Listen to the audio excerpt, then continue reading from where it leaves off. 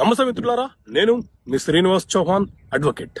మిత్రులారా, ఏదైనా ఒక కేసు న్యాయస్థానంలో ఫైల్ చేసిన తర్వాత విచారణ అంతా జరిగిన తర్వాత డిగ్రీలో జడ్జిమెంట్ లో క్లర్కికల్ మిస్టేక్స్ జరిగితే వాటిని తిరిగి సవరణ చేసుకునే వెసులుబాటు అవకాశం మనకు ఉంటుందా? సో మిత్రులారా, రీసెంట్ గా ఆంధ్రప్రదేశ్ హైకోర్టు ఒక కేసులో తీర్పునివ్వడం జరిగింది. కేసు ఏంటి అని అంటే, పిటిషనరు స్పెసిఫిక్ పర్ఫార్మెన్స్ అనే కేసు ఫైల్ చేసుకున్నాడు. కేసు ఫైల్ చేసుకున్న తర్వాత ట్రయల్ అంతా అయిపోయిన తర్వాత ప్రొసీడింగ్ అంతా కంప్లీట్ అయిపోయిన తర్వాత అతనికి ఫేవర్ గా డిగ్రీ జడ్జిమెంట్ వచ్చింది. అయితే ఆ డిగ్రీలో సర్వే నెంబర్ ఏదైతే ఉందో ఆ సర్వే నెంబరు టైపికల్ మిస్టేక్ జరిగింది. సాధారణంగా అయితే మనం ఏదైనా ఒక కేసు ఫైల్ చేసిన తర్వాత ట్రయల్ మొదలు కావడం కంటే ముందే ప్లీడింగ్స్ లో ఏవైనా అంశాలు మిస్టేక్స్ జరిగితే వాటిని సవరణ చేసుకోవాలి. లేకపోతే ఆఫ్టర్ ట్రయల్ తర్వాత సవరణ చేసుకోవడానికి అవకాశం ఉండదు. లేదా కోర్టు డిస్క్రిషనరీ పవర్ ఉపయోగించి మనకు అనుమతి ఇస్తే మనం సవరణ చేసుకోవాలి.